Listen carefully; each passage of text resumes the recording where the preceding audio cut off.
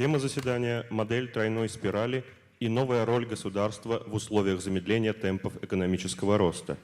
Слово для приветствия участников предоставляется заместителю полномочного представителя президента Российской Федерации в Сибирском федеральном округе Любови Евгеньевне Бурда.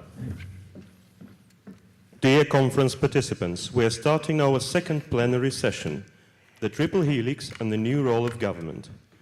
Now we're giving the floor for a welcome speech to Ms. Lyubov Burda, Deputy Plenipotentiary of the President of the Russian Federation to the Siberian Federal District.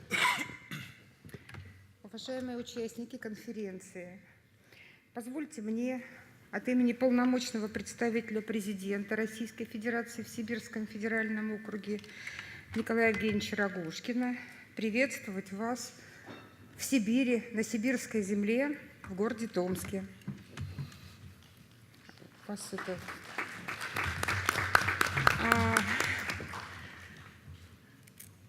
Хочу сказать, что в соответствии с Конституцией Российской Федерации, статьей 83 в частности, президент Российской Федерации вправе иметь своих полномочных представителей. И в 2000 году избранный тогда президент России Владимир Владимирович Путин назначил 7 своих полномочных представителей на территории Российской Федерации, создав тем самым 7 федеральных округов. Так вот, я сегодня представляю Сибирский федеральный округ, который объединяет территории Сибири. Федеральный округ – это не административно-территориальная единица России, это территория, условно закрепленная за конкретным должностным лицом, полномочным представителем президента. А основная функция полномочных представителей – это обеспечение контроля за исполнением законов, действующих на территории Российской Федерации, и указов президента, реализации основных направлений внутренней и внешней политики, определяемых президентом Российской Федерации, и обеспечение взаимодействия федеральных и региональных органов государственной власти с органами местного самоуправления и институтами гражданского общества, партии и общественной организации. Вот такой основной функционал полномочного представителя. Если говорить о Сибири, которая сегодня принимает такое большое количество иностранных гостей, то хочу сказать, что это почти треть территории Российской Федерации, 30% территории. Известна Сибирь не только своими природными богатствами, запасами лесных, водных ресурсов, металлов, углеводородов, но и, конечно же, в первую очередь, это люди. На территории 12 регионов, 12 субъектов Федерации проживает почти 20 миллионов человек, в том числе более 4,5 миллионов молодых людей. Это значительно превышает общероссийский показатель, а значительная концентрация молодежи, или, как сейчас принято говорить, человеческого капитала, предопределила Сибирь как крупнейший научно-образовательный и промышленный центр. Именно в Сибири сосредоточено значительное число научных организаций, в том числе и отделения Российской академии наук, несколько сотен академических институтов и крупных университетов. В связи с этим наиболее известны в мире сибирские города, такие как Новосибирск, Иркутск, Красноярск и, конечно же, Томск. Мы заслуженно гордимся развитой исследовательской инновационной инфраструктурой сибирских территорий, среди которых Томская технико-внедренческая зона, технопарковая зона Новосибирского академгородка, Сибирский федеральный университет в Красноярске и многое другое. Помимо развитых традиционных отраслей промышленности, добывающей, лесной, химической, сосредоточенных в первую очередь в Восточной Сибири, а также сельского хозяйства, с учетом существующей научно-образовательная база мирового уровня. В макрорегионе Сибирь активно развиваются также и высокотехнологичные, и инновационные отрасли. Специализация регионов разнообразна. Это и машиностроение, и информационные технологии, и электроника, и фармацевтика, и биотехнологии, и нанотехнологии. Важно, что сибирские предприниматели не только работают на российских рынках, но и активно осваивают мировые. В этих целях регионы предпринимают значительные усилия по расширению международного взаимодействия. Проводятся самые разнообразные международные мероприятия. Это форумы, конференции, встречи. Важное значение имеет и сегодняшняя конференция. Совсем недавно завершил работу молодежный форум ШОС по предпринимательству и приграничному сотрудничеству, который проходил в городе Белокуриха. А в Томске, в котором и мы сегодня собрались, это пленарная встреча сети главных городов Азии. Сегодня город Томск и вся Сибирь имеют честь принимать конференцию тройной спирали. Заявленная тема возможности экономического роста, заложенные в сближении университетов и бизнеса, эффективном взаимодействии бизнеса и власти, представляют в первую очередь практический интерес. В этой связи от сегодняшней конференции, ожидая новых возможностей для развития, появления новых интеграционных предпринимательских проектов, международных исследовательских и образовательных программ, желаю вам, уважаемые участники конференции, успешной и плодотворной работы, правильных и нужных решений и просто хороших встреч. Спасибо. Слово для приветствия предоставляется Генри Ицковицу, профессору, президенту Международного института тройной спирали и Международной ассоциации тройной спирали. The session will be chaired by Henry Itzkovitz, president at the International Institute of Triple Helix and at Triple Helix Association. Okay, well, thank you. I'd like to welcome you to this plenary session. A special feature of this session is that when talking about the new role of government, we have representatives on the panel from the local level of government, from a mayoralty in France, and from the regional level of government, from a state of Brazil. And so this is an unusual feature, not just from the national level, but from the regional and local level, focus on innovation. Now I'd like to invite our keynote speaker, Wolfgang Dressler, a professor of governance and international relations from Tallinn, Estonia, and also from Germany.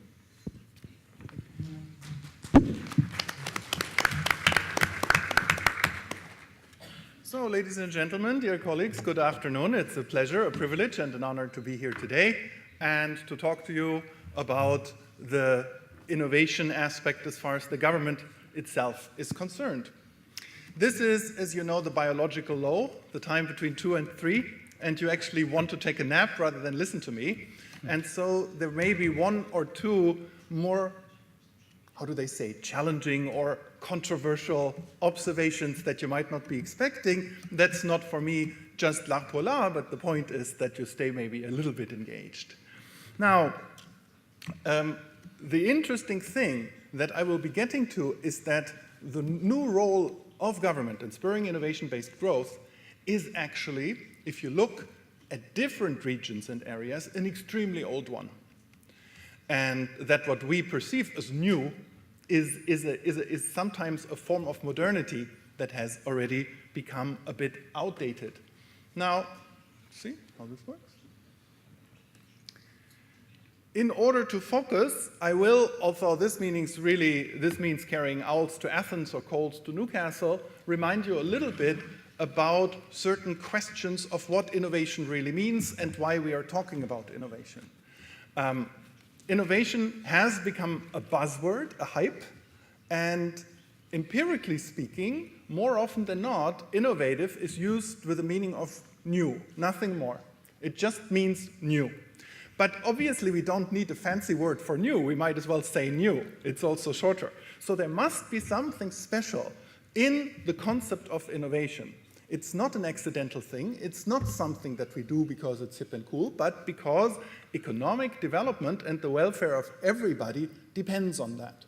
So while the house of the Lord has many rooms, it is still important to always talk about and define of how we mean innovation here. As you will see, I mean it in order to make my point in a very orthodox Schumpeterian way. This year, for us who study government, is the 150th birthday of Max Weber, the most important sociologist and theorist of administration, and that is also something that is very important in this point, because here you will see something quite interesting. In the history of studying the role of the public sector in innovation, it was Alexis de Tocqueville in De la démocratie en Amérique who, for the first time, talks about what we could talk about public sector innovation, change, adaptation, and so on, that this is the role of the government. And after him, it is Max Weber, about 100 years ago, who says something that is counterintuitive for us here. He says that change is normal. Change is not special. The role of the state is to freeze, to preserve, to be solid, because that is what people want and how they want to live. Anything is changing. We don't need a push for change. We need a push for stability. So this is a very, very interesting counter-argument that already gives us a small point at the specific role of the government, because that is what Weber is talking about. Public sector innovation, if you make an analysis of the literature and the discourse, started in the 1930s to really be defined in a Schumpeterian way. Then in the 1960s, it was the organization theorists who got onto it, and all the 60s literature about it is about organizational change. And then since the 2000s, actually, it means change as such. So again, here we have, sorry for that, a slight move away from a focus.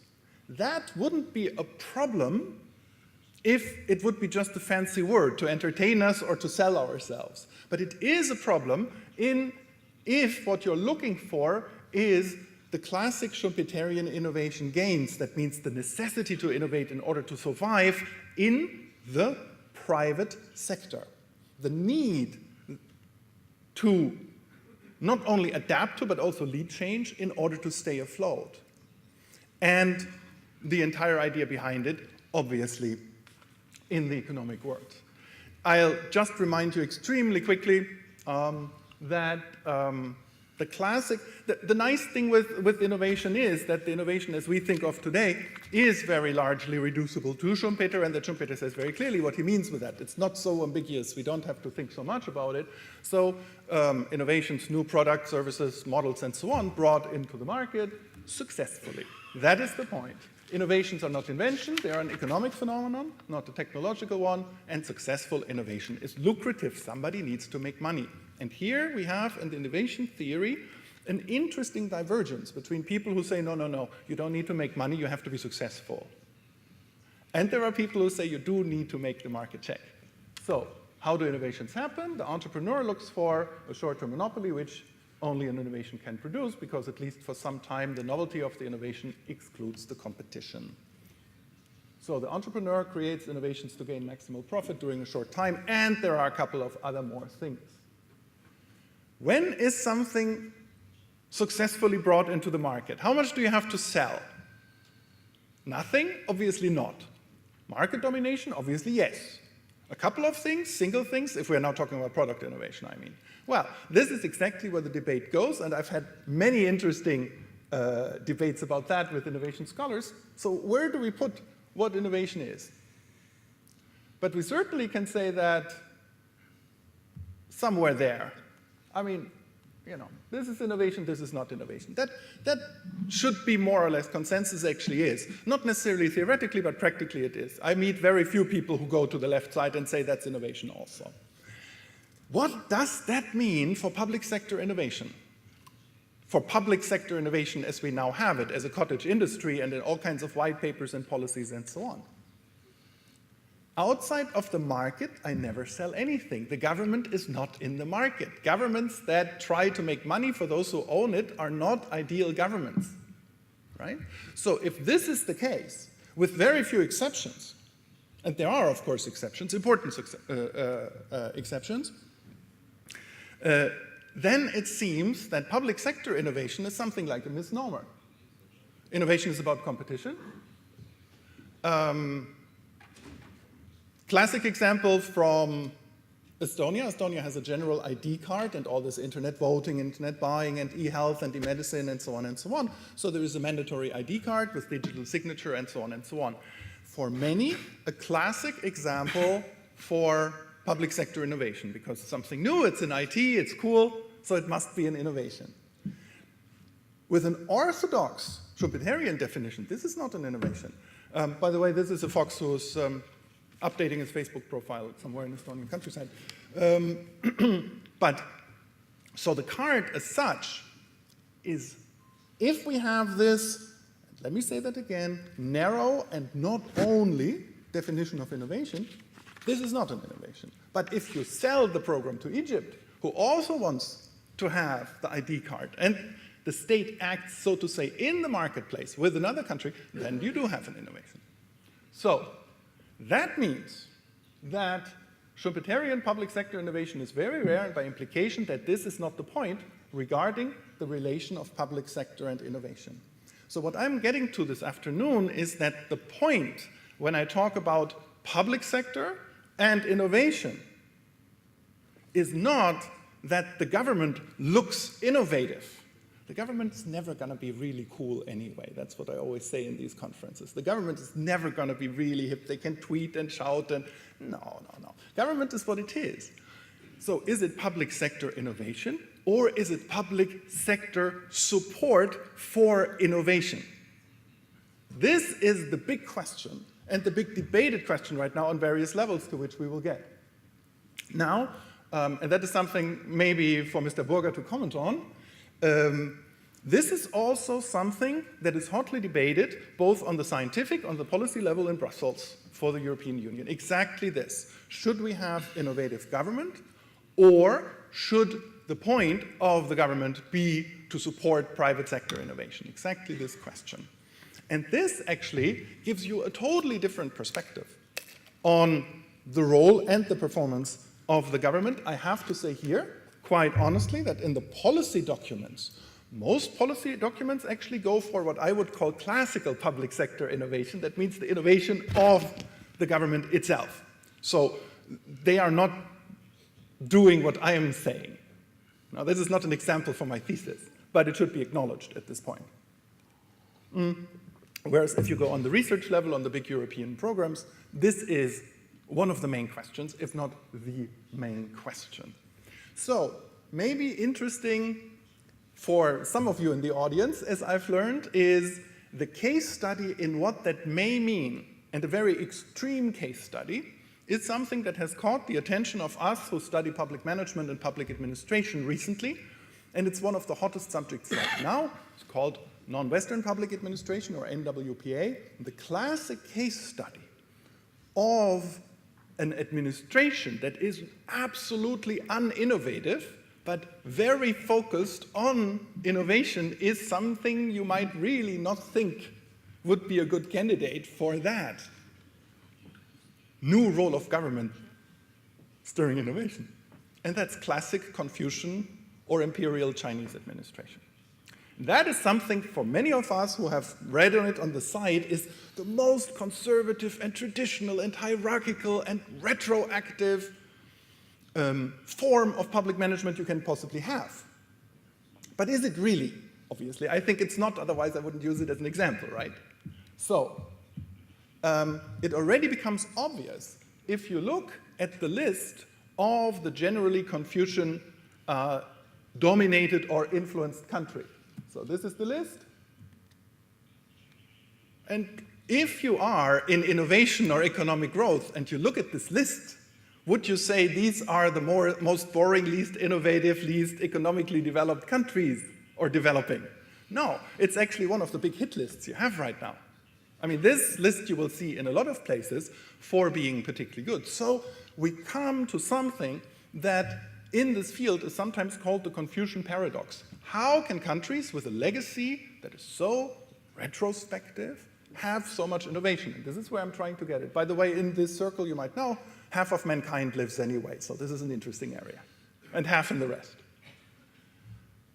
This is a classic example recently, OECD, the best and the happiest schools. That means where kids learn the most and are the most happy.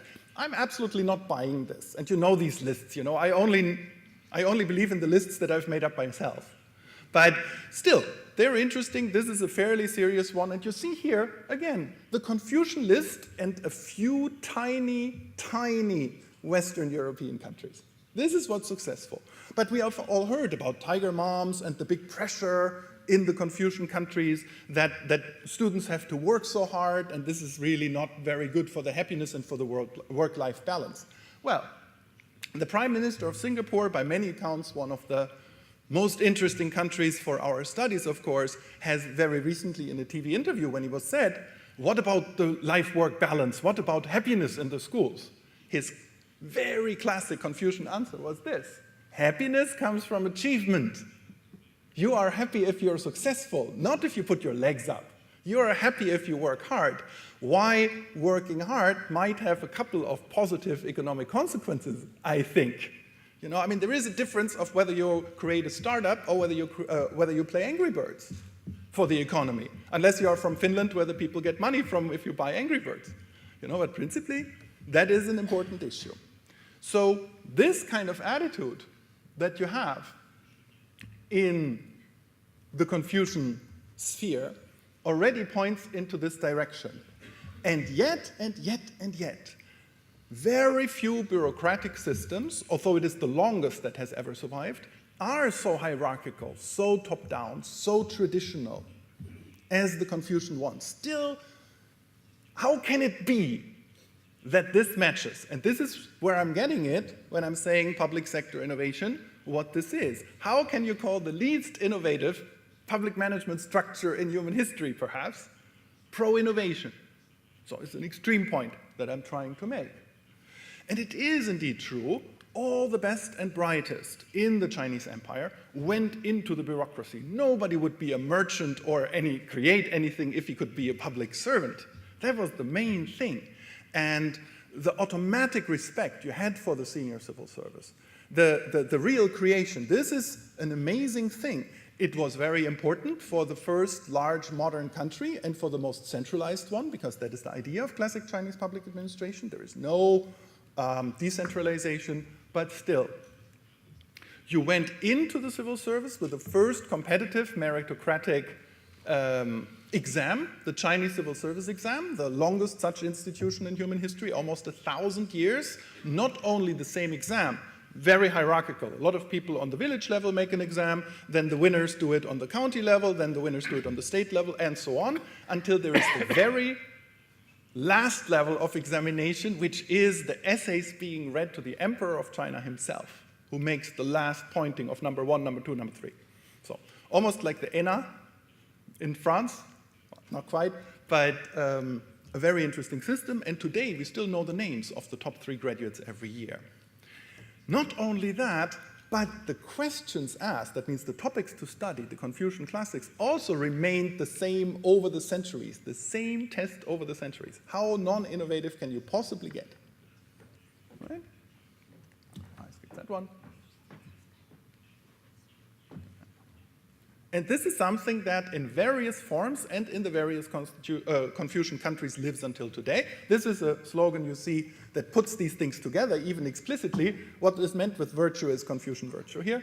And of course, you see innovation as the second. And this is actually a character. The Chinese readers want you know that. This is really what innovation means. So this is the story there. There is an incredible possibility in Confucianism, always was, to adapt, to change. It is coming back in every single one of these Confucian countries that we listed. That means we get every year more, not less Confucianism. This is not going out. Is it the classic anti-innovative idea if it is, when it's not necessary to change, it's necessary not to change? Is it just the coming back of historical models in the modern times, which, as you know, can be an innovation? If I take something that hasn't been done, but that has been done 200 years ago, and I now do it again, like road tolls, for instance, private creation of infrastructure, that can be an innovation. It doesn't go against any innovation theory. Now, that is not so much the point. I think the point lies in the ideas of Richard Nelson, certainly one of the economists that fit very well into the Triple Helix context, from the background, from the kind of innovation he does, neo-Schumpeterian ideas and so on, who did not only coin, if you will, the concepts of the co-evolution of institutions, economy, business, and so on, but as of recent also came up with the idea of complementarity. What is complementarity? If we are so lucky to have two sectors, the public and the private, and if in the private we need innovation and growth and so on, wouldn't it be smart, seeing that life is complex and people want to act in a certain way, if the state precisely does not do what the private sector doesn't do what the public sector does, and if the public sector doesn't imitate the private sector, but as in complementarity covers these areas that the private sector doesn't do. You know, this is the same with research funding, where it's so important that what can be privately funded is not drowned out by state means, because that is the biggest waste you can possibly have on all sides. So this is the argument here, and that perhaps brings back Weber. Remember this idea of the state providing stability, because you can have the more creation, the more dynamics, the more innovation in a place that as such for the life is held stable by the public sector, at least arguably so. And that might solve the Confucian paradox. Perhaps it's not an accident that a very traditionally administered country has particularly strong innovative growth in the private sector. Yeah, if you say it like that, that sounds incredibly unconvincing still, doesn't it? There is something missing, because then you get these empires of bureaucrats who just administer the state according to their own needs. If the bureaucrats are up there and they say, yeah, we are good for the private sector, and our legitimacy is that we create stability and let's leave business to business. That's wrong also. So there needs to be a check. And there is a check, and was a check, in the Confucian system already. And that is what you call the mandate of heaven. The idea already that the emperor is put there by the heavens, has the mandate of heavens to rule. You have to obey them as long as he is successful. And when he's not successful, he has to go. So you have a very high level of deference to all the representatives. And it's not only the emperor, it goes down exactly like that to the bureaucracy, if at the same time they are measured against the output, against the performance. Only then does it work. You can only have a productive public sector if we can really show that the economy develops better because of it. And if not, there is actually an interesting thing that also in one of the first Confucian classics, one of the most important ones that any Chinese student was checked on, Mencius, is said, and this is this idea. What if you have no food because there was a catastrophe? Not an excuse. A good public servant reacts to crises. If there is a crisis and you fail, you have no mandate of heaven anymore, and you have to go. And if you don't go, it is legitimate to, shall we say, do things so that maybe your brother or your cousin or somebody else becomes the emperor. So this is a very strong one. If you don't perform, you may have to go. If you don't go, you will be removed. So, and this is the same for the civil servants. And it's not an excuse, natural catastrophes, the economy, the crisis. No, that is exactly when you're supposed to be good. So, this is what you already have in the management theory of Huang Angshe, who is the great Song Dynasty chancellor of China. That means he was working about 1,000 years ago. And he is, by the way, also the father of performance pay critique and things like that. Benchmarking starts with him in public management, started in the West about 800 to 900 years later, but you have it already there. So, no? The point in the end, and going back to the first Western depiction, the Ambrogio Lorenzetti frescoes in the Siena town hall, is aggregate welfare, is the idea that everybody is doing better, that if you live in a strong, innovation-based, growth-oriented economy, our life quality is better. We work better, we stay healthy, we get older, we have another kind of life, and so on and so on. This is not accidental, this is not a side effect, this is of great importance. So how to get the business sector to innovate is really central. So this is a very important question. And that means that, and I say that with all caution, as I have to say this in this context, the hypothesis means that business innovation may sometimes best be promoted by a non-innovative bureaucracy, provided that this bureaucracy is judged by economic performance also. If you can make that clear, then the point of the public sector is to promote innovation for economic growth, for aggregate welfare, for everyone. And to think about that and conceptualize that, even if you disagree, I think brings out very nicely the different ways of what innovation is about, why we are doing it, and how we can land there, and what the role of the public sector in innovation promotion should be. Thank you so much for your attention. Thank you. I'd now like to invite Oksana Kozlovskaya, Chair of the Legislative Duma of the Tomsk region.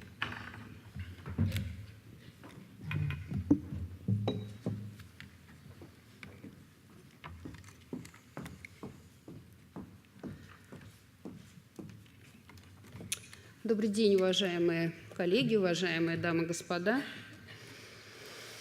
Мне кажется, профессор Дрекслер задал очень интересный тон дискуссии, и попытаюсь немножечко перестроить свое выступление и, может быть, тоже попытаться высказать несколько гипотез. Думаю, что вы согласитесь, что в ключевой роли тесного взаимодействия университетов, власти и бизнеса в развитии инноваций сегодня уже никого убеждать не надо. И в этом, наверное, позволю себе сказать, такая очень серьезная мудрость и гениальность Генри Ицковца, который в свое время озвучил это первым, и я бы хотела, чтобы мы его поприветствовали, сказали спасибо, потому что благодаря этому мы сегодня собрались. Но должна сказать, что дискуссия в обществе продолжается, и подтверждение тому предыдущее выступление. Мне бы сегодня хотелось рассмотреть вопрос взаимодействия университетов, бизнеса и власти с точки зрения не того, кому принадлежит лидерство в этом взаимодействии, а в первую очередь поговорить о качестве взаимодействия партнеров. И попытаюсь порассуждать на эту тему с учетом российского регионального опыта, инновационного развития, который на самом деле в России не столь длителен, он исчисляется всего 20 годами. В 2002 году, пожалуйста, слайд, чего-то я его не вижу. Ага. Нету слайда. Следующий, пожалуйста, слайд. В 2002 году томичи приняли первую в России региональную стратегию инновационного развития, которую мы делали совместно с экспертами программы ТАСИС. Цель стратегии 2002 года была формирование инновационной системы, которая создает условия и возможности для конкурентоспособности региона. Старт этой работы заключался в сближении позиций всех участников в понимании правильности выбора инновационного пути развития. Вчера, кстати, очень верно подметил профессор Радашевич о том, что 15 лет назад, когда он был в Томске, очень многие, в том числе и сотрудники университетов, слабо себе представляли, что значит слово «инновация». С момента принятия стратегии прошло более 10 лет. И по мнению экспертов Мирового банка, сегодня Томская область имеет ряд уникальных активов, которые в течение этого периода создавались. Назову основные. Главное. За это время сформировалось устойчивое согласие среди бизнеса, науки и государственных органов, кстати, как федерального, так и регионального уровня, относительно сильных и слабых сторон Томской инновационной системы. Для нас очевидно, что Томская область обладает развитым научно-образовательным комплексом, и многое об этом в эти дни говорилось. Действительно, каждый пятый у нас студент. 2 из 6 томских университетов вошли в проект ТОП-15 университетов России. Кстати, это единственный регион, который может этим похвастаться. Каждый год 15 тысяч выпускников университетов. Мы 2-е место занимаем по количеству исследователей на 10 тысяч жителей и так дальше, и так дальше. У нас сформировался высокотехнологичный бизнес, и уровень инновационной активности томских компаний в 1,5 раза превышает среднероссийский. Должна сказать, что в последние годы резко возрос интерес крупного бизнеса – «Газпром», «Роснефть», «Газпромнефть», «Сибур» к размещению заказов на новые проекты, новые разработки и на изготовление товаров, продуктов для своих нужд томскими предприятиями.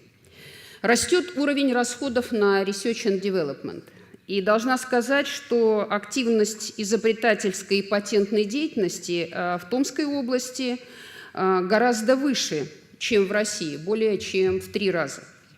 Возрос объем государственного участия, в том числе бюджетного, в поддержке наиболее значимых проектов и программ. Следующий, пожалуйста, слайд.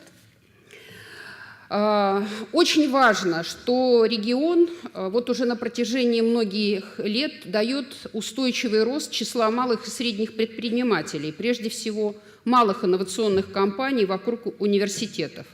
Кстати, по оценке экспертов, томские вузы создают их не меньше, чем их коллеги в Европе и США.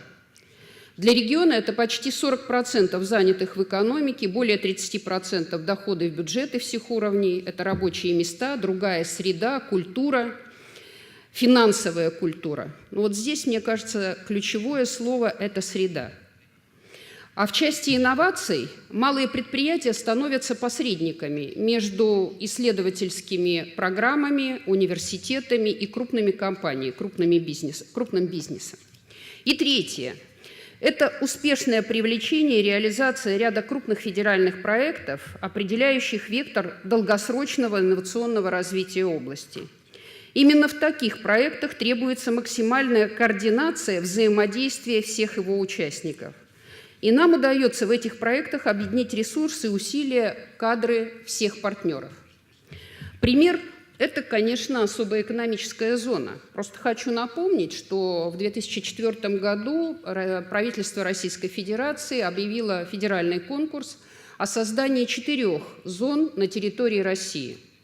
Заявки подали 23 региона. И в их числе были Самара, Екатеринбург, Пермь, Тюмень, ну и так дальше. Очень крупные регионы России.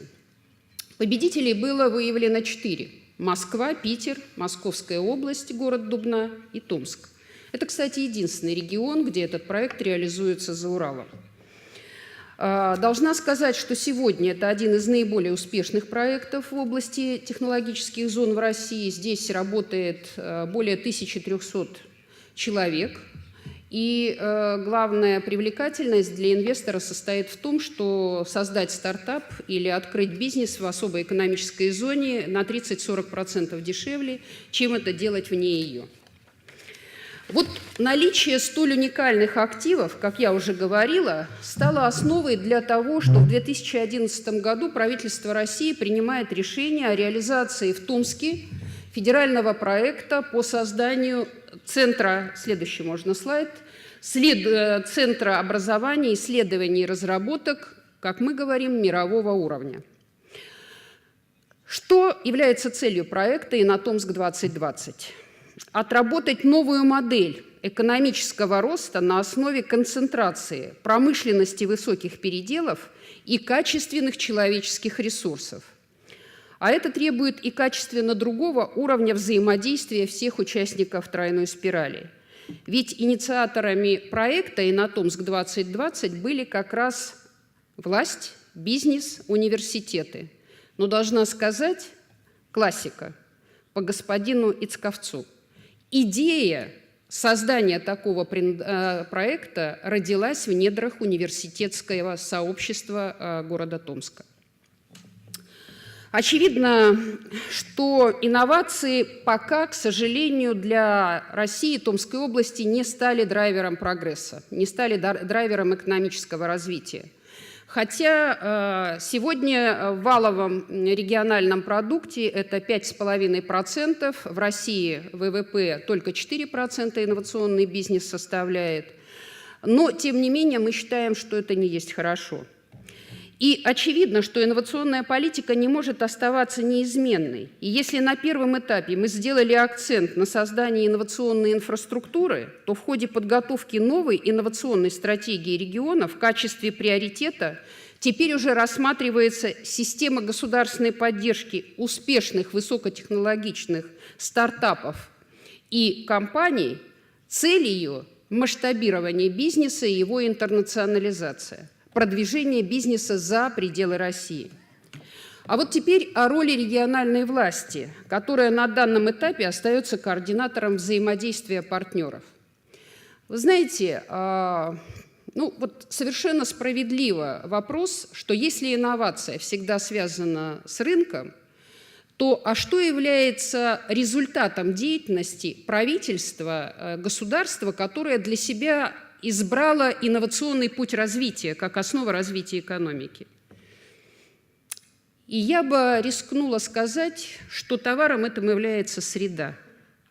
Среда, которая создается в регионе или в государстве, которая создает условия для комфортного развития бизнеса, которая создает условия и привлекает сюда талантливых, высокоэффективных, креативных людей. Очень люблю приводить пример, кстати, его озвучил один из депутатов областной думы, который вообще-то живет в сельской местности. Вот когда его спросили, а как вы можете сказать, а что такое среда, вот как это можно пощупать? Он сказал, возьмите пустую банку, стеклянную, налейте туда крепкий соляной раствор и опустите туда свежий огурец. Через сутки он будет малосольным, а через месяц он будет ядреным и хрустящим. Ну, русские люди знают так, под водочку это, в общем, очень хорошо идет. Так вот так же и человек, который формируется в этой среде или в нее попадает, а я хочу напомнить, 60% всех учащихся, обучающихся в томских университетах приехали из-за пределов Томской области.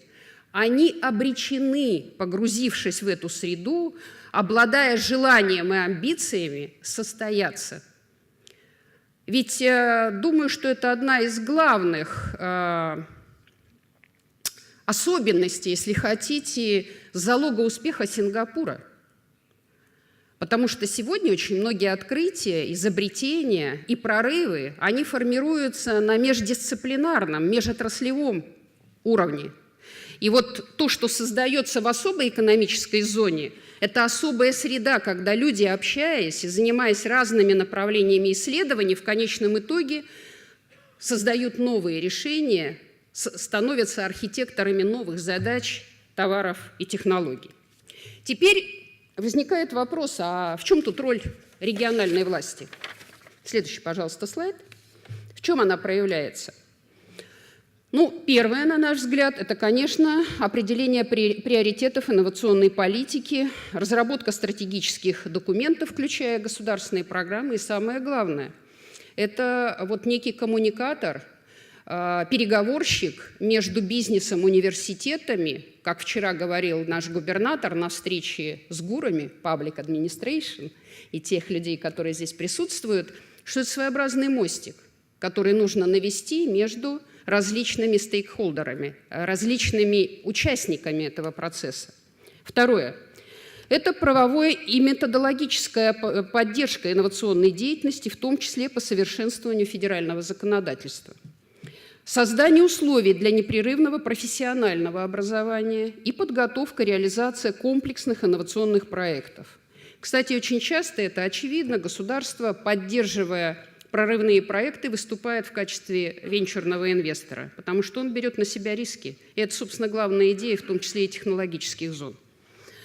Но отмечу, что для современной России, история которой чуть больше 20 лет, особо важна роль законодательства. Вообще в России сегодня существует более 1000 нормативно-правовых актов, которые регулируют вопросы инновационной деятельности. Но, тем не менее, еще на очень многие вопросы нет ответов. Поэтому регионы вынуждены самостоятельно искать эти ответы для того, чтобы создавать дополнительные условия и импульсы для развития инновационной деятельности, для поддержки инновационного бизнеса. Причем все это происходит все-таки в достаточно жестких ограничениях бюджетных возможностей. И я должна сказать, что у нас тоже есть определенный, как мы считаем, результат истории успеха. Можно следующий слайд показать. Несколько лет назад в России появилось добровольное объединение 14 субъектов федерации. Инициатором выступила Томская область, которые объединились в Ассоциацию инновационных регионов России. Туда входят регионы, которые для себя определили инновационный путь развития экономики в качестве приоритетного. Кстати, должна сказать, что эти регионы сейчас объединяют почти 40% всего населения России, и производится на их территории более 20% валового внутреннего продукта. Причем должна сказать, что инновационная активность и количество исследователей, которые заняты здесь научными исследованиями и разработками, в 80 раз выше, чем в среднем по России. Так вот, мы в рамках нашей ассоциации подготовили модельный закон об инновационной деятельности, который, собственно, сегодня является базовым при разработке соответствующего регионального законодательства вот в субъектах Российской Федерации, в первую очередь нашей ассоциации. И в ходе анализа регионального законодательства мы выявили лучшие практики государственного управления региональными инновационными системами и наиболее эффективные способы государственной поддержки. Следующее, о чем бы я хотела сказать, что проблема еще для нашей страны состоит в том, что мы только-только подступаемся к вопросам интеллектуальной собственности. Эта ситуация очень острая, и сегодня проблема не дефицита идей, а то, что нет спроса на них, они достаточно слабо внедряются. Как известно, вот 75% заказов на исследования и разработки в России сегодня формирует государство. А в развитых странах пропорция ровно наоборот. А в хозяйственном обороте находится только 1% интеллектуальной собственности. В мире также ситуация совершенно другая.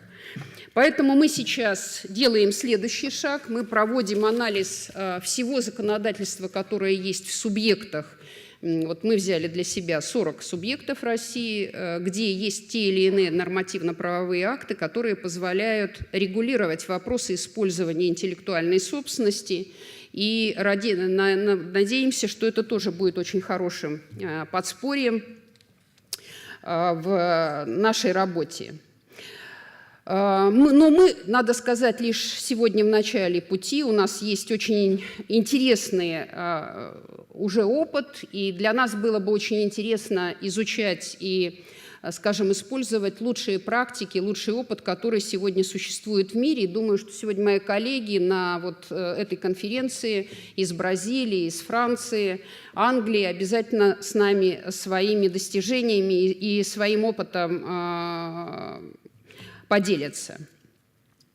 И еще в заключение, что бы я хотела сказать, что те изменения, которые сегодня происходят в мире, и об этом говорил профессор Дрекслер, конечно же, они требуют совершенно новых, иных компетенций государства. Они требуют совершенно иных компетенции от государственных служащих, политиков и государственных чиновников. И думается, что вот как-то пока мы об этом говорим очень мало, поскольку вчера, когда выступал уважаемый профессор Соломон Дарвин, он как раз говорил о том, что изменения в мире происходят гораздо быстрее, чем даже мы их ожидаем, чем мы к ним готовы. А давайте зададим вопрос, а насколько к этим изменениям сегодня готово государство?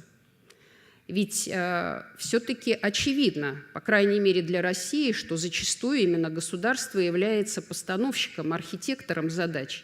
И оно выступает драйвером, проводником и, если хотите, импульсом тех изменений, которые должны происходить в нашей жизни, в политике, в управлении государством.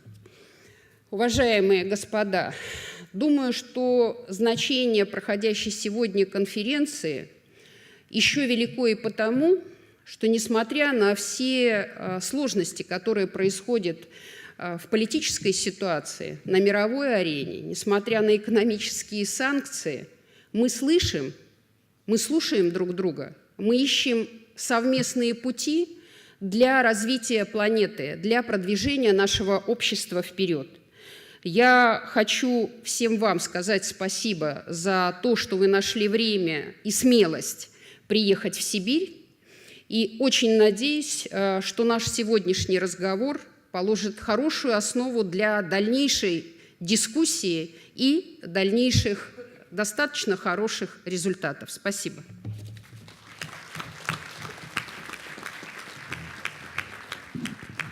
Thank you. I'd now like to invite Jean-Michel Berlaymont, Deputy Mayor for Regional European and International Cooperation, Nancy, France.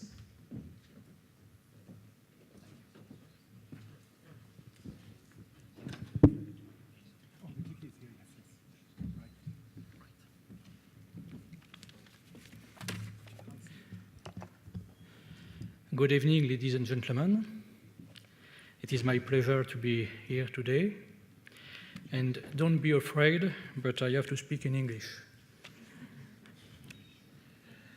The Triple Helix model is a new concept that refers to the interactions between the three case players of a given territory, namely the university, industry, and government.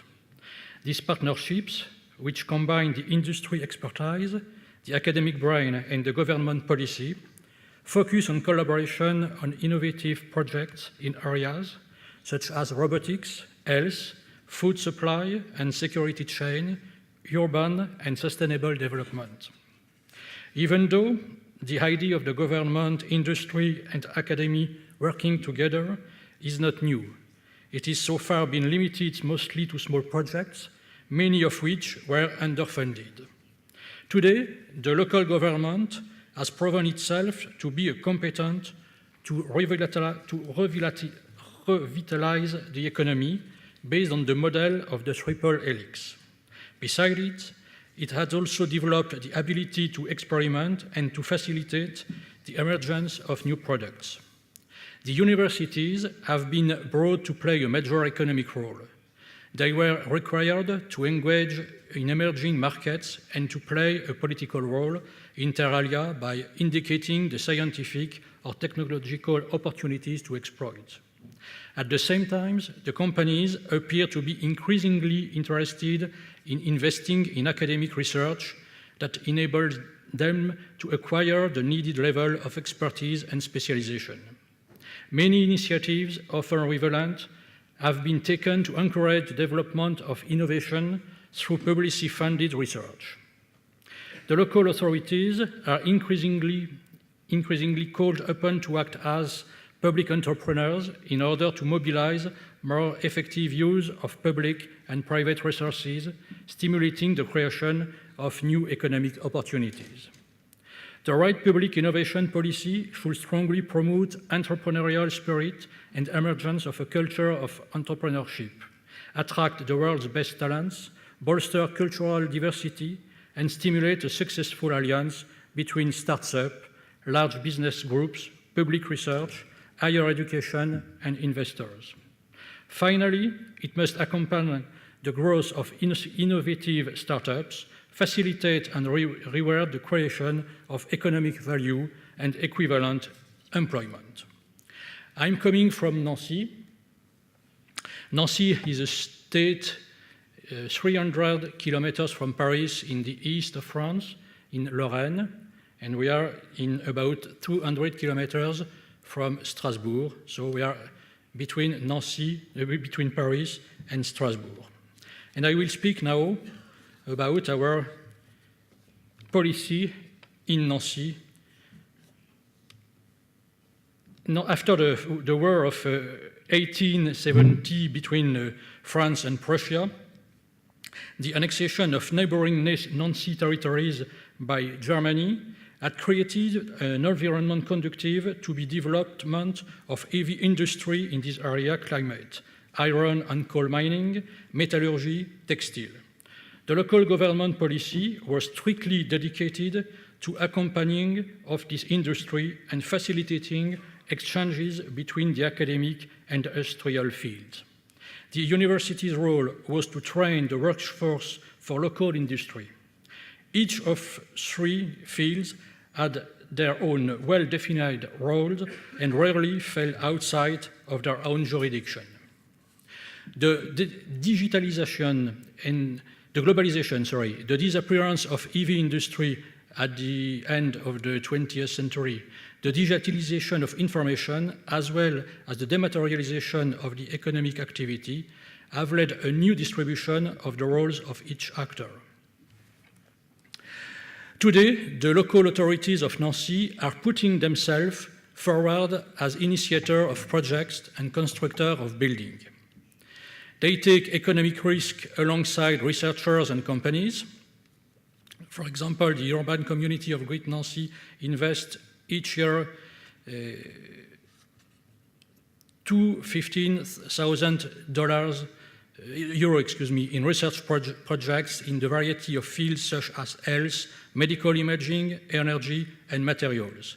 They get involved with competitiveness clusters as Materiala, Indreos. They participate in the creation of business incubator space and support innovative projects as their experimentation until they are ready to live. Also, community urban, they hold shares of the new companies like Autopia, CityMove, and contribute actively to job creation and development of new digital and interactive services as open data and their eventual commercialization. These examples of those synergies are numerous, and we will only mention the most important ones. The Greater Nancy is a founding member, together with the University of Lorraine, the Chamber of Commerce and Industry, of the three technology parks Renaissance, Brabois, and Artem. First, the Technology Park Renaissance, built in the former slaughterhouse site, is dedicated to urban engineering and culture. Today on this side, various stakeholders involved in urban projects meet and interact, as Urban Development and City Planning Agency, as the Urban Development Corporation, School of Architecture, engineering colleges, territorial agents, training school, and companies. It provides the local actor with a platform for experimentation and demonstration in order to bring together talents and energies and build successful network of collaboration. The Technology Park of Brabois encourages synergies between companies, laboratories, and schools in areas such as information, technology, biomedical, engineering, environment, telecommunications, and technology transfer. The presence of the University Hospital of 100 laboratories, structures for technology transfer, and academic and research institutions, grouping 7 national engineering schools, have made this technology park an ideal place to host research and development companies. 2,000 researchers and 17 students about 300 companies have their presence here, including 60 new startups since the beginning of the century.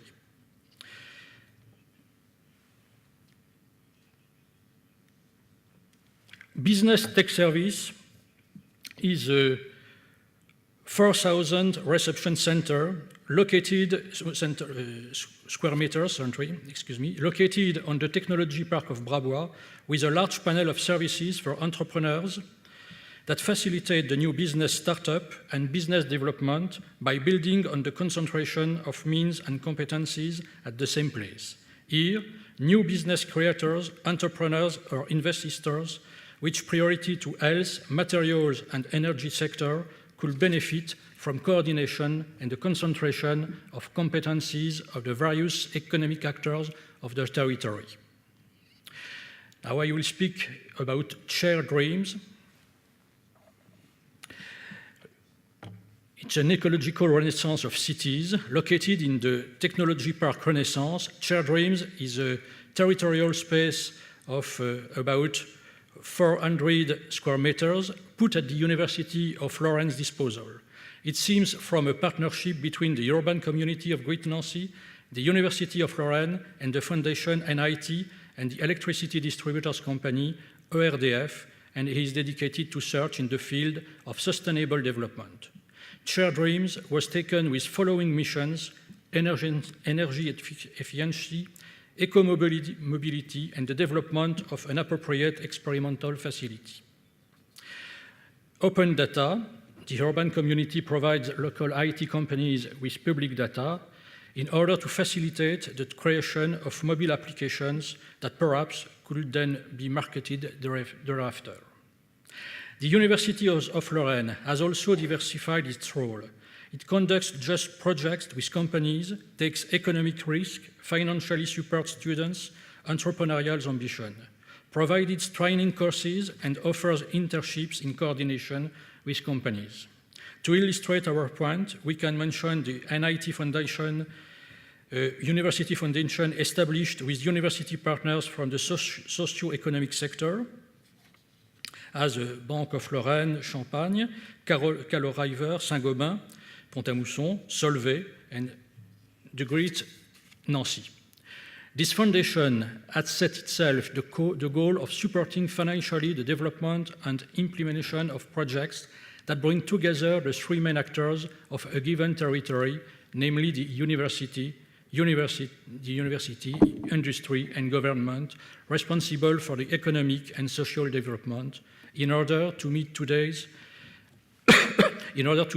needs and respond effectively to the challenges of tomorrow, such as energy, sustainable mobility, dissemination of knowledge without boundaries, and environment.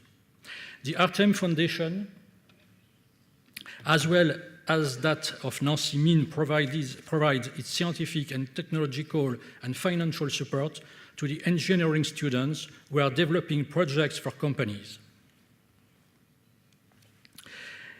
These foundations contribute to building links between industry, territory, and university and strengthen the international development. Finally, local companies are showing an increased willingness to form partnerships with local authorities and the university for implementation of projects. It was my contribution from Nancy to the Triple Helix Congress. Thank you very much.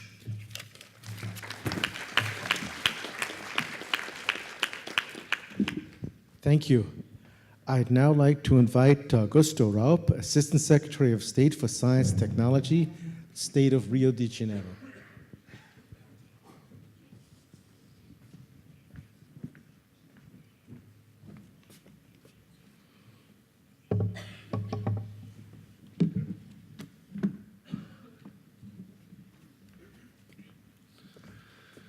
Good afternoon, ladies and gentlemen. I'd like to begin thanking the organization of the Triple Helix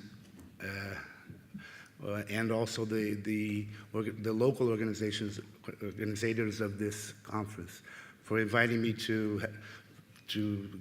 giving me this chance to try and tell about what we're doing in Rio to spur innovation and to spur the economic development or change the economic development, turning it to innovative companies. I just discovered that being a government is not so cool. and I agree, because it's my first time as government.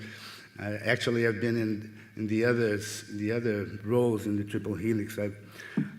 During my career, I've been a project manager for technology development, technology projects in the research institution, and then I've also worked for technology companies, big companies in Brazil, especially in telecommunications, developing products and developing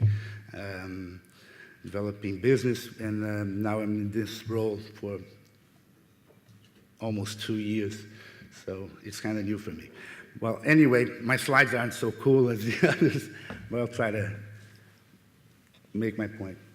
First, I'd like to give a context of Brazil in the last few years, and especially in the beginning, the first 10 years in the years 2000, Brazil experimented a great economic boom, and one of the benefits from that boom was that the number of universities had grown a lot in the country, and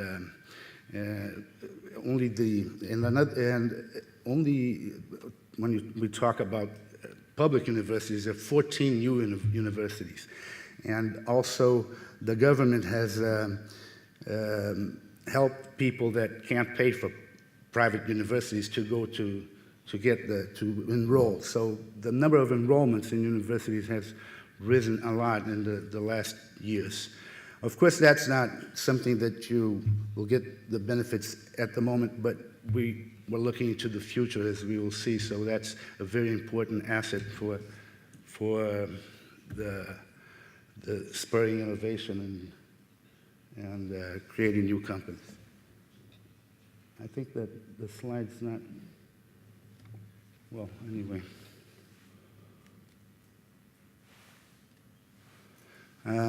Also, we have many science parks in Brazil, 21 in operation, and projected 32 new parks all over the country. And two of the most important of these parks are in Rio. The biggest park that we have in Brazil is dedicated to research and innovation development in the field of oil and gas, because of the demand from the companies that are established in Rio and are very important in that area because of the pre-salt discovery of new oil in the Rio de Janeiro coast. So, and we also have some examples of innovative companies that are very important for Brazil, and they're references in the Brazilian context. But all of these companies, as we can see, they are companies owned by the government, like a government agency, but with its connections with the private sector, it was able to transfer technology to the agricultural sector, and this technology transfer is very important in the expansion of the area that produces food in Brazil, especially grains. That's in Embrapa. The other one, Petrobras, is also very intensive in high technology for the exploration of the Rio de Janeiro coast and the Brazilian coast for new oil production. And Petrobras is a public company, but the government owns most of the voting shares. Embraer was a government company, but it was privatized in the 90s. So as you can see, all of the examples that we have, all the references that we have come from the public sector. That's not something that we want. So we need companies that absorb technology and use that technology in the market, like the Schumpeterian definition that our keynote speaker said very well. Rio de Janeiro State also has some very important assets, and the beaches are always assets, but one important thing is that we have so many foreign people that live in Rio. Actually, the state is the number one in receiving people from other countries, especially to work in universities and research centers.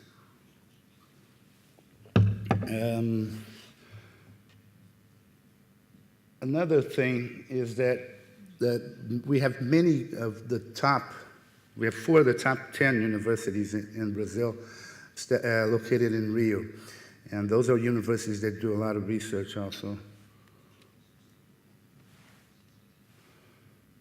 Some other assets, especially in the health industry, and we have some very important initiatives in vaccine production, and we have 2 institutions that do that in the metropolitan area of Rio. And biotechnology. Recently, we just a big company that's being created with the help of the Brazilian Development Bank is announced it's establishing its plant for production of biotechnology drugs in Rio de Janeiro. It's an investment of about $500 million. And also we have the greatest concentration of PhDs per population in the country, in the whole country, in the state of Rio de Janeiro. So those are our assets that we work with. Lots of investments are going to be made in the near future in the oil industry. And most of it is going to Rio, almost 70% of $1 trillion of investment. And of course, that's an opportunity that we have to look into when we think about public policy, not only because of the oil industry, but everything that goes around the oil industry, like IT and other industries that we're trying to induce the development.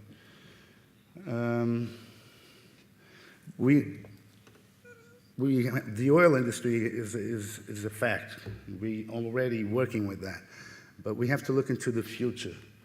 And that's what we think is the role of the Science and Technology Secretariat, to look into the future and to try to spur innovation in new in industries that are not so developed in the state or that have a great potential of being developed.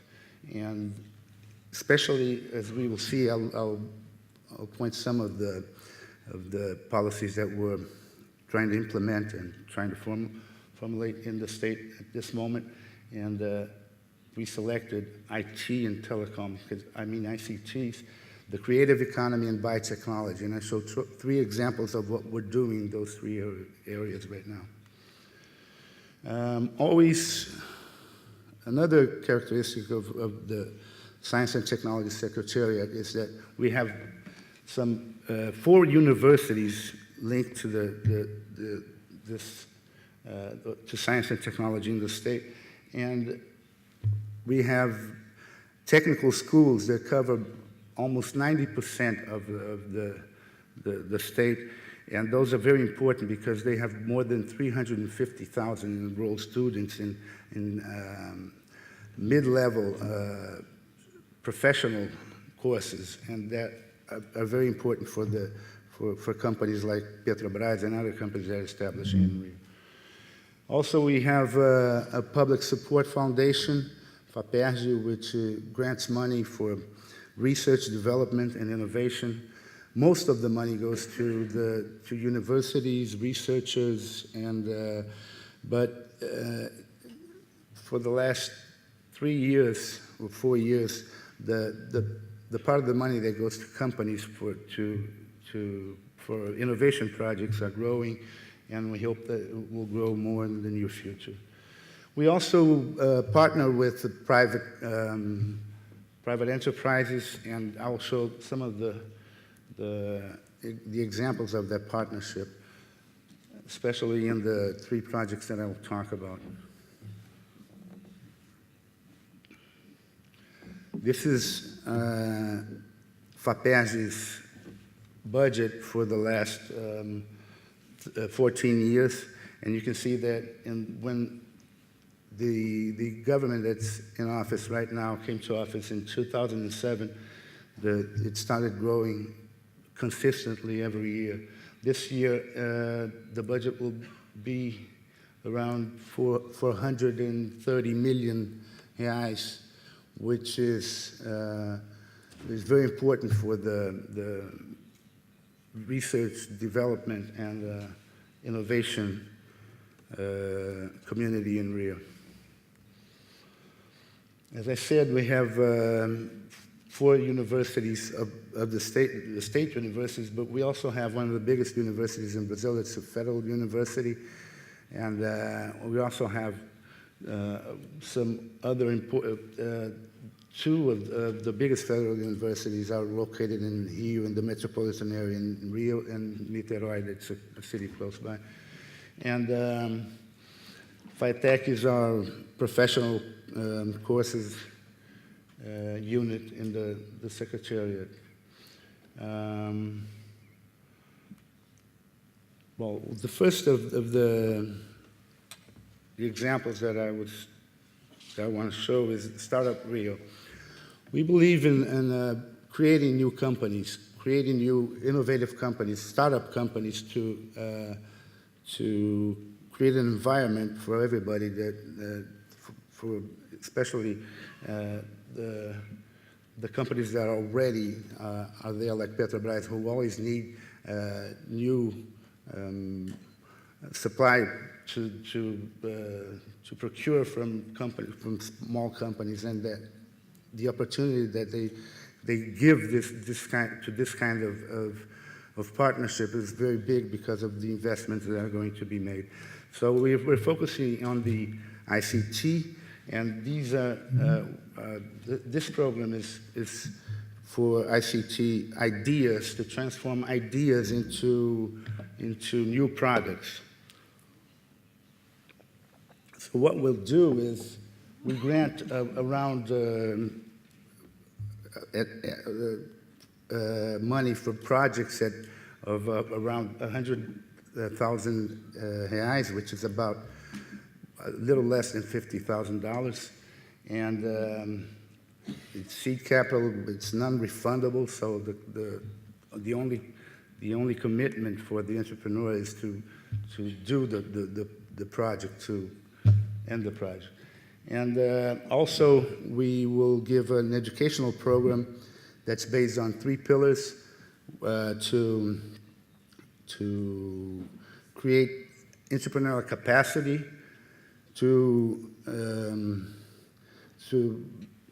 create a capacity also for the entrepreneurs to develop a product in using the technologies of ICT, and how to build a company and how to develop that company.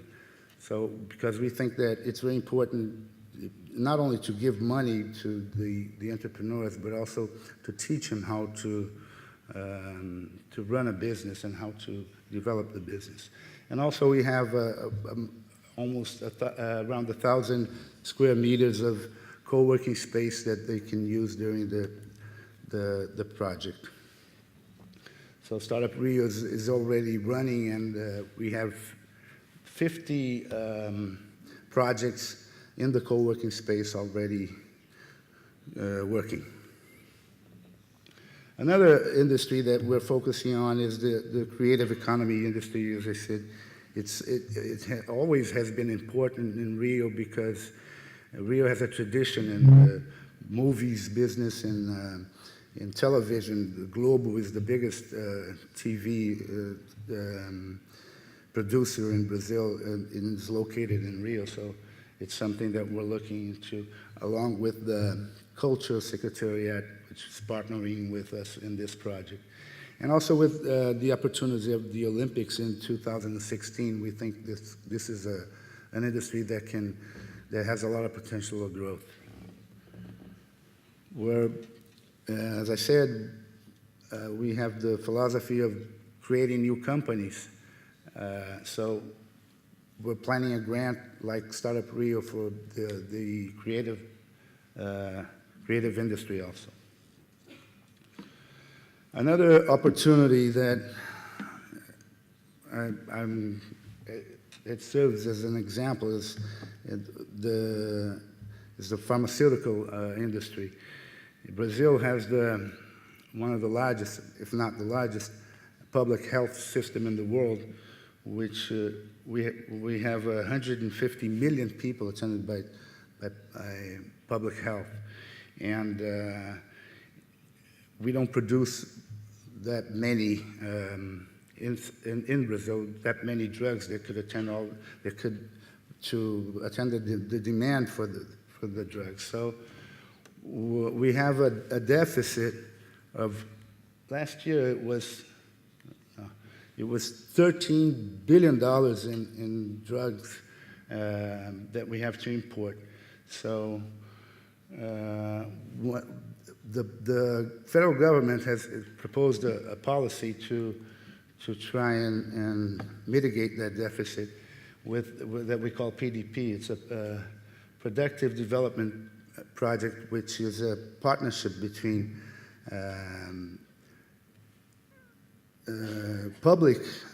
government research institutions that have some laboratories for production of new drugs, along with big pharmaceuticals, and along with companies, smaller companies or companies that are being developed in Brazil the government will start procuring the drugs that are needed for this public system from this kind of partnership. So it's a substitution of imports for the drugs, which is it's a big opportunity also for new companies to start developing drugs in Brazil. And of course, one of the things that are important is the transfer of technology between the big pharma and the companies associated with them in the project. So one of the programs that we're launching this year in a few months is the Startup Bio. It's the same idea to create new companies in the bio pharmaceutical industry, but it's a little different because we'll grant more money and we will select less companies, around 10 to 12 startup companies that will be granted about R$1 million for the project for the development of new drugs associated with the federal government program. I mean, with the drugs that was selected and listed by the federal government as priority for development. And the state government has created an executive group, which we call GECIV, and it's coordinated by the Secretariat of Science and Technology. And we have 3 fronts that we're working on. First, to develop new human resources for this bio technology health industry. And we also have the money to create a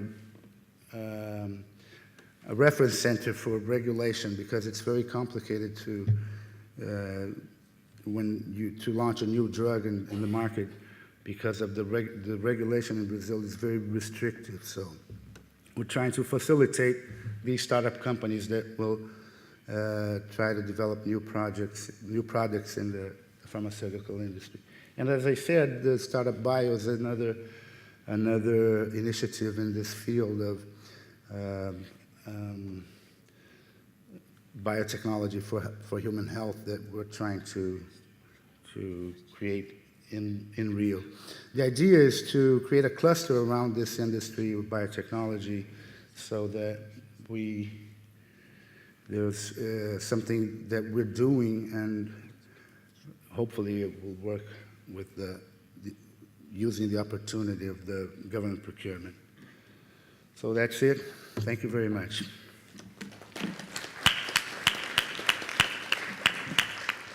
Okay, I'd now like to call upon Richard Berger from the European Union for a comment before we open up for questions and comments. Thank you very much, and I'd like to say that perhaps I speak as much in a personal capacity, that is, as an interested and involved individual, as I do in an official capacity. I'd like to thank especially the keynote speaker and the other speakers and contributors for a very, very interesting session, which I thought was interesting and very thought-provoking for two different reasons. On the one hand, because I saw it as a very interesting complement to the first plenary session we had yesterday in the morning with a keynote speech by Professor Darwin, and because Professor Drexler in his keynote speech raised some very interesting questions about the role of government without providing but suggesting answers. And his keynote address was followed by 3 interesting presentations about what governments actually do at the regional, local, and at the state level. I appreciated very much Professor Drexler quoting, going back to Max Weber and slightly paraphrasing his dictum that the role of government may be to preserve stability rather than to promote change, because change happens anyway. And as if perhaps one thing I've learned as a government official is that it's perhaps as important, or it's not only important for governments and government officials to do the right things, it's probably equally important, if not more important, to prevent the wrong things from happening. In the example you quoted about innovative government and the difference between government itself being innovative or government supporting innovation, you particularly mentioned the example of government actively using Twitter, government officials using Twitter. Some people question the wisdom of that because it narrows the room and it shortens the time one has for review and reflection, and it might actually provoke reactions that are unintended or possibly even harmful, especially in international diplomacy, one might think. And that leads me to the question of the role of government in the Triple Helix. And here I go back to the keynote address that Professor Darwin made yesterday, where he very eloquently and persuasively and impressively demonstrated to us the speed and the magnitude of technological change and innovation.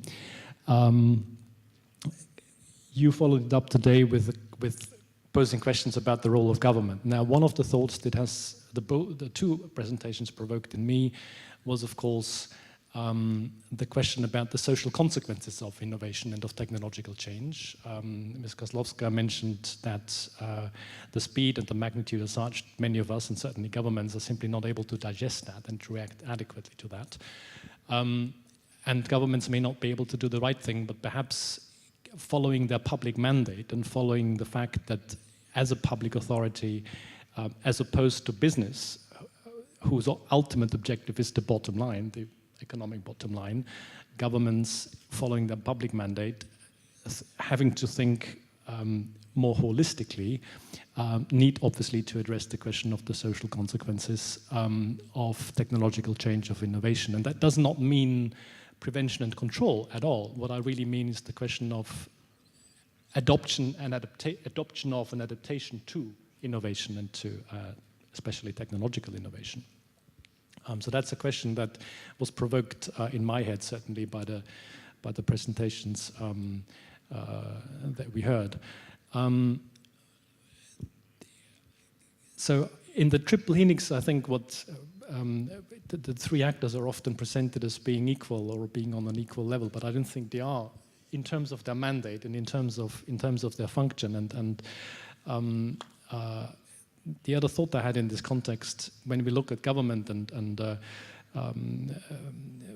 Very interesting, I thought, Mr. Belliman's statement right after the keynote speech was when he said local authorities are increasingly expected to act as public entrepreneurs. And we saw that also in the other two presentations, resonated very well with what Ms. Kozlovska said about the Russian government being or having to be a driver and a conductor of the Russian economy. And in this context, I wondered a little bit about the role of the academic sector and universities in that they are not, or the question is, should they be merely a participant of and a contributor to that triangular relationship and to the innovation processes that are based upon it? Or should it not also be a room, perhaps the only room nowadays, for critical review and reflection about these processes? And probably the conference that we are having is an example of that. So I'd probably leave it at that because we wanted to have a more interactive exchange. But these are the thoughts that the presentations provoked in me. And I'm certainly very much interested in what other questions the audience has. Thank you. Okay, thank you. Okay, now I'd like to open up for comments and questions. We have a mic here. I hope it's a working one. So please come forward and yes, please. Господин Вольфганг в самом начале сказал о том, что есть два понятия. Одно понятие – это инновационная администрация, другое понятие – это администрация, которая стимулирует инновации. И он сказал, что это разные понятия. Оксана Витальевна говорила о том, что роль государства в формировании среды, которая является товаром. Ну, здесь, конечно, можно спорить, но это центр не в этом. Все-таки вы объяснили роль государства в развитии, в продвижении инноваций. Но корректно ли говорить и вообще, что это такое инновационная администрация? Я бы хотела вот услышать какой-то короткий ответ. Спасибо.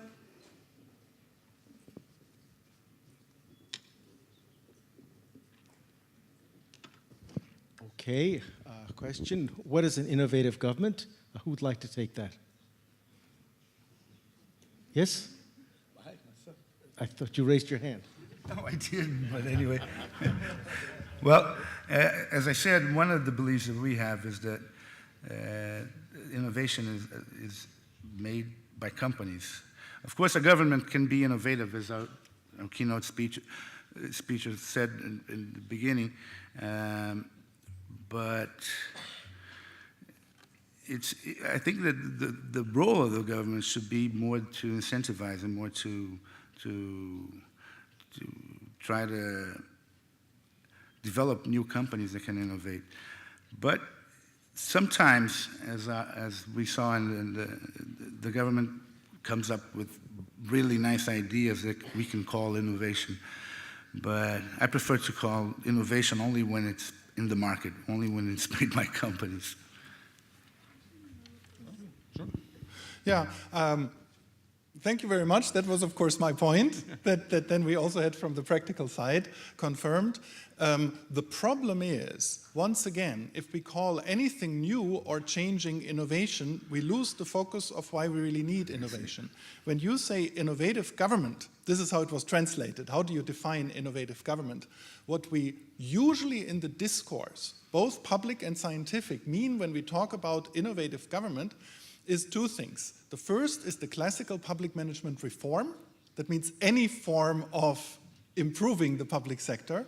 And the second, innovative government, very short, is for nothing else than for government trying to adapt to the IT-dominated world and time.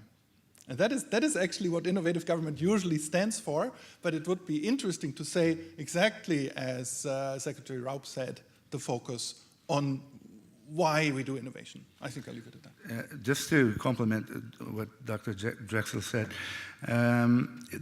Brazil has a new innovative law. It's a bill that was sanctioned in 2006, around that. And it defines innovation as done by companies. The innovation is defined as something that happens in the market. So we have to abide to that, in Brazil at least. You want to add a point? Yeah, I would like to add a point because the colleagues will correct me if I'm wrong, but obviously government adopting innovative products and services and putting them at public service is not the same as being an innovative government, and I think that's certainly expected and it's perfectly okay, and it's of a different kind from a government acting to promote innovation and to put in place the right parameters for innovation to happen. I think there's a bit of a confusion in the heads of all of us between innovative government and proactive government. And the presentations that were made after your keynote speech showed to me very much this difference between innovative government and proactive government. Okay, next question, please.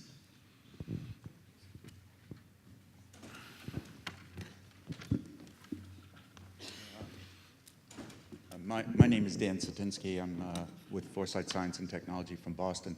I want to continue this question because I don't understand some of the differences you're making.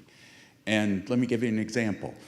So if my city adopts a system, which is in the process of doing, of putting sensors in parking spaces and developing an app so that people can find where there are free parking spaces, or if it has an app where someone can take a picture of a pothole in the road and report it to the government, or if it develops an app to change the building permit process so that it's simpler and easier, it seems to me that that's innovative government. At the same time, it does things to support innovation in the city by developing an innovation district. And we're actually going to discuss some of this tomorrow about innovation districts, and our colleague from Barcelona is going to talk about making Barcelona a smart city. So it seems to me that I don't think the city is one or the other. The city can have different aspects, but it seems to me certainly cities can be innovative in the way they govern and in the way they adopt technology to the benefit of the citizens. So just your comment. Thank you. Yes, please. Why don't you come forward in advance so we can move things faster? And just stand behind the last person. Hello, my name is Dara, and I'm a student from Tomsk State University, and I would like to say thank you for your presentations. It was very useful for me because I do my research about image of Tomsk region in the world as innovative region. So I'm interested in how infrastructure in each of your country, innovation infrastructure has a link with our infrastructure. Maybe some events, maybe contracts, business, government, etc. It was very interesting to know what you have in your country, but which is the link exactly with our region. Thank you. Okay. Any thoughts, anything relevant to Novosibirsk that you'd like to suggest? Now we have not yet really links with Tomsk. It's a beginning of a new relation between our two cities. I'm here for found some projects, common project, especially with the University of Tomsk, to build a new partnership between Nancy and Tomsk. So for us, for me, it's a beginning. Okay, and first Wolfgang wants to address the previous question. Yeah, because I think it went to my presentation. Not everything that is technological and that improves life and that is modern and has to do with ICT is innovative.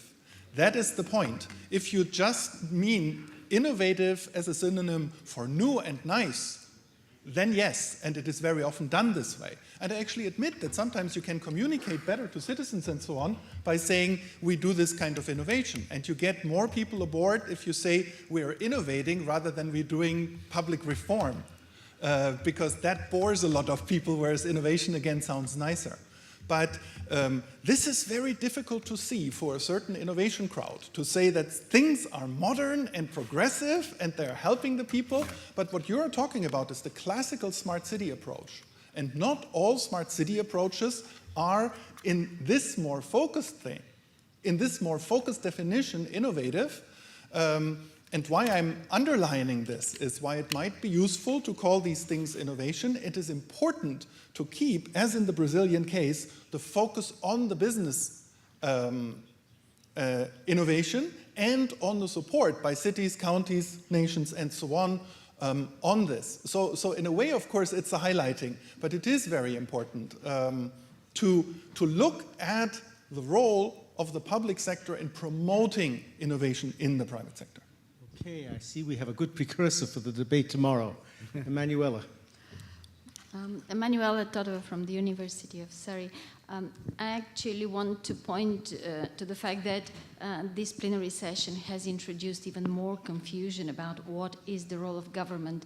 And an example was that one of the early questions was, what is the role of innovative administration, which was translated as innovative government, and one refers to the people in government that make decisions and develop policies, and the other refers to the institution of government as supervision and control. And one concept which none of you mentioned, and this is my question about governance, because the new approach to it is government is not like the barbarian bureaucracy, just negative, suppressing business and economic growth. Government is about governance, is about control, supervision, facilitation, intermediation of all of these processes that we try to look at. So the concept of governance, how do you understand it, and how does it look like in real practice? Well, in my case, of course, there is a secretariat that's looking into that and innovate in the government or create new ways of governance for the government. But in the case of science and technology, we are looking to spur innovation in the market, and that's what I came here to address. Of course, I might have some thoughts in how to think about new ways of governance and how to, new ways of the government to work, but I don't think I'm prepared to discuss that right now. Thank you. Okay. Chief Bonov, lecturer, Federal Polytechnic, Anambra State, Nigeria, research scholar, Shada University, India. First of all, I want to, on the our able discussants and resource persons on what they have, light they have thrown on innovative government. I want to, if I would say, align it to what Roy Turek did, work he did, and the shift from managerial to entrepreneurial economy model. So innovative government, can we assume it to be an entrepreneurial government or tending towards it entrepreneurial economy model? When that's part of criticism that was done in that work was where government, for example, eats a particular thing instead of another thing. That is a bad entrepreneurship. So, but we have to take cognizance of the fact that we look at these things different growths of government. Like we have the emerging economies, we have the developing, we have the developed countries. So the innovative strategy may not be the same thing as you have it in emerging economies. But I feel that all of them are tending towards that entrepreneurial economy model, from whatever angle it comes from. And I want to, learn from what the resource person from Brazil, what he has, their model, which I'll have to take back home, which we are just starting. But I felt, why Rio? Why concentrating everything in Rio? How would the holistic development of the entire country be achieved? Why concentrate it? Is that, I don't know. Okay. Why concentrate in Rio? Yes, sir. Because I work for the state government of Rio, so our policies are for the state government. But of course, we have other secretariats that are looking into business development and things like that. So, as I said, we are looking into future industries for the state of Rio de Janeiro that we can develop and spur innovation in those industries. So I'm concerned only with the state government. Of course, I have some experience with the federal government, and we can discuss about that, but it was not the presentation that I was supposed to talk about. But we can discuss it later if you want. Okay. Please. Hello, my name is Kirill Sorodeykin from Kharkov National University of Radio Electronics in Ukraine. I have a question. We all speak about relations between these parts, government, university, business, and primarily the business part, financial part, what we need to finance, what products we need to have, and then sell to people for make them buy these products, buy again and again, and be consumers and sellers. So, in such a circumstances, what should we, as a people of society, people of technology, of business, science, what should we do in a moral, cultural, and ethical sense in order to this innovation and technology be not ruinable for world, especially in a moral sense, in our today world, when we see the moral crisis, which comes to a political crisis, economical crisis, and we can continue this as a prognosis of our future world.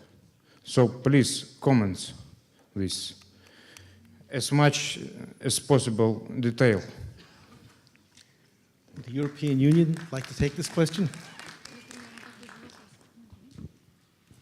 I'm not sure to what extent I can comment on that in detail, but it actually goes to, it resonates well with the comment I made when I asked the question about the social consequences of technological change and of fast-paced innovation. The question that arose in my head after yesterday's and today's keynote speeches. And if I understood the question of one of the previous speakers correctly, that pointed at the terminological difference between administration, government, and governance. I see your question very much in that context, in that it is certainly, in my understanding, the role of government, which has a nationwide public mandate and is or should be under democratic control, to think holistically about exactly the kind of questions that you raise. And that goes to the question of what kind of governance you have or put in place, both top-down and bottom-up, to deal with such questions. That is the adoption of and the adaptation towards technological change and innovation in various areas. I think that's as detailed as I can go. As a representative of a supranational institution, or a supranational government, in inverted commas, I'm probably in the least comfortable position to answer that, because our form of governance in the European Union is very, very specific. As a matter of fact, it is unique since we are between partly above and partly below national governments. But I think the question that you raise is actually very important, and we've heard it a number of times in the course of the last 1.5 days. Maybe other colleagues have comments to make. Okay. So, yes. I can make a quick comment also. I have to talk about technology because I represent the Secretary of Science and Technology. But of course, what you pointed out is something important. We have to think in technology of the impacts that technology has on society. But we have, sometimes there is a bad impact, but sometimes the impact is very good. We have some projects in the Secretariat of Science and Technology that technology is applied to address problems from the slums in Rio de Janeiro, for example. Address the problems of, we have a project for digital inclusion, so people are trained to use computers and use the internet as a tool for developing new solutions for their day-to-day lives. So, of course, sometimes the impact might be bad, but I think that most of the times the impact of technology on society is good. Thank you. It's a very difficult question and very good question. I think that from my city and from my region, we try to do the best for with the technology for the people. As said my neighbor, it's not obvious that it's easy to do that, but we try to do our best. It's our responsibility as elected people. We try to do our best. I hope that we have good results, but sure, sometimes it's difficult. But it's not at our level that we can resolve this question. It's a too important and too big question to be resolved only by a community, by a city or urban community.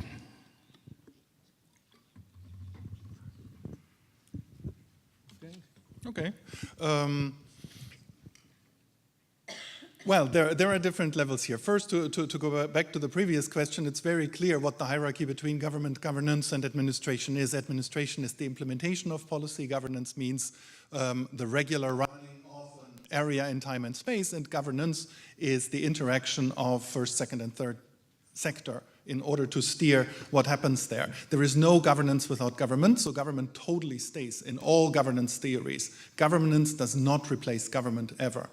But what the government can also do, and I should say about the ethical question that you raised, there can be a good public management of not so good government.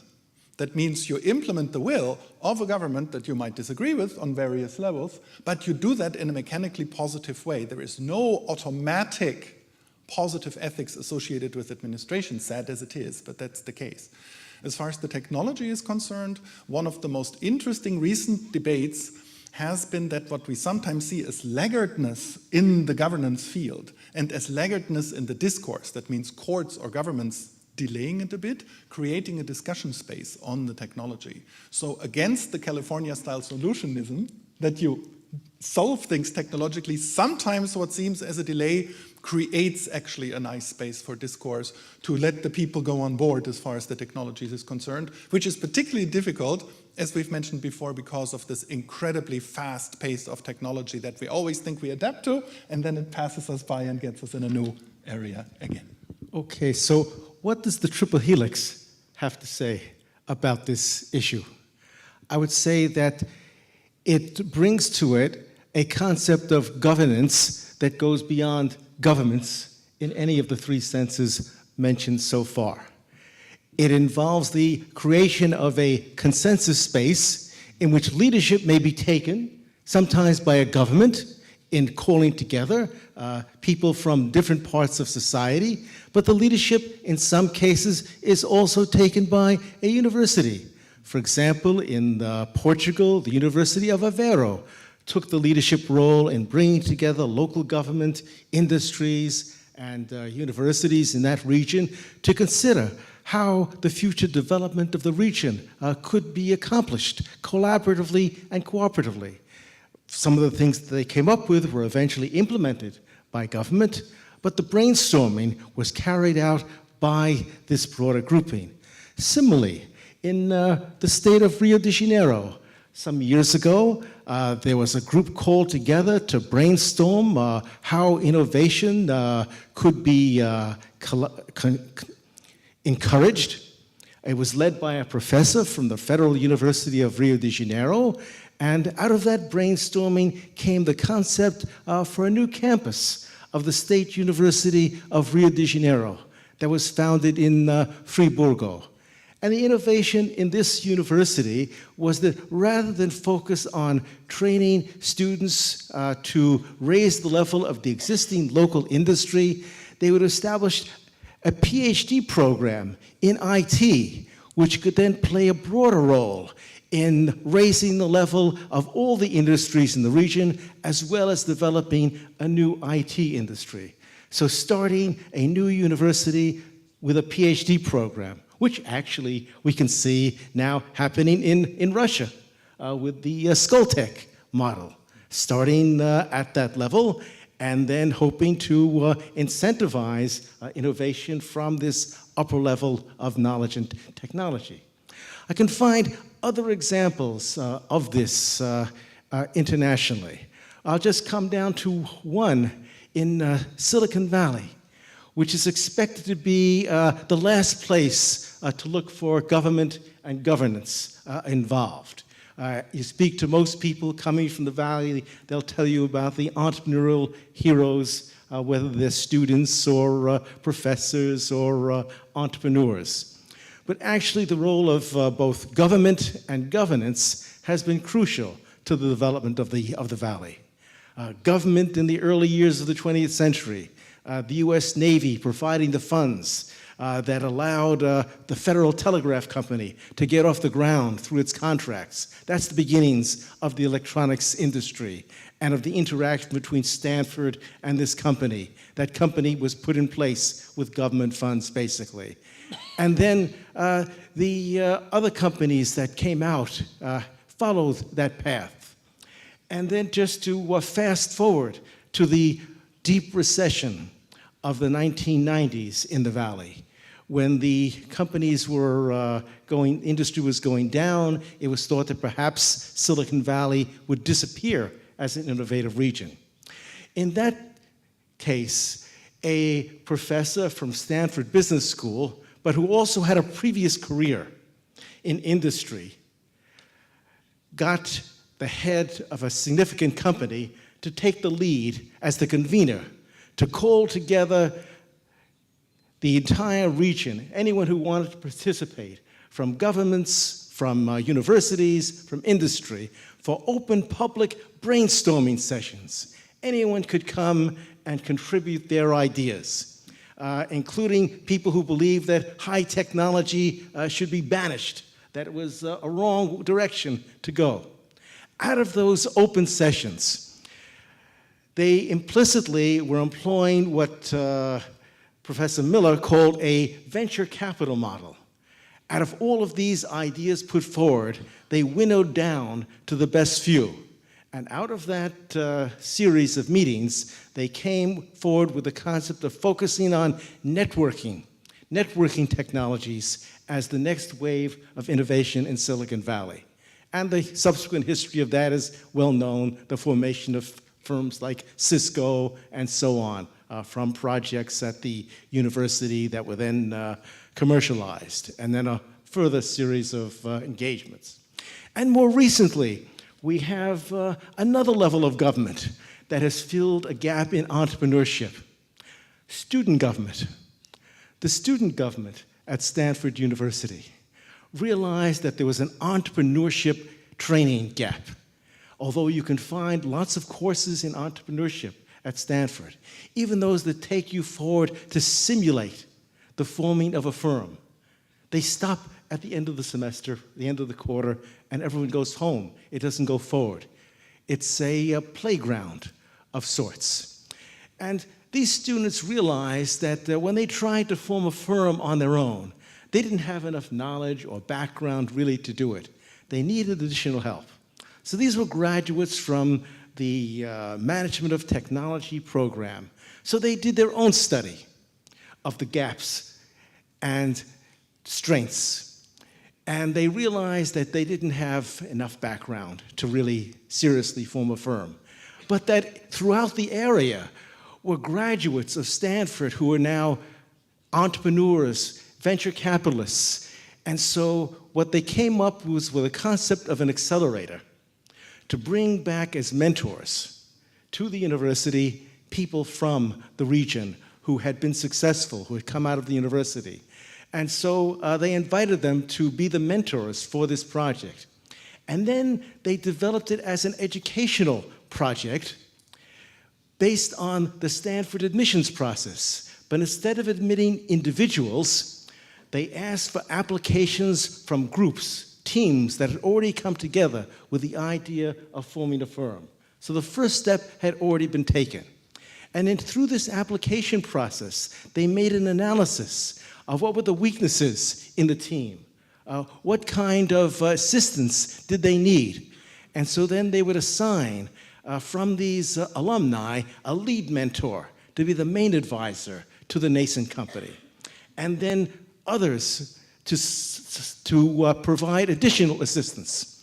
And so this group of mentors would act as an informal board of directors to this nascent firm. And where would this take place? They went to the America Online Company, located in the Stanford Industrial Park next to the university. And they got a donation of space.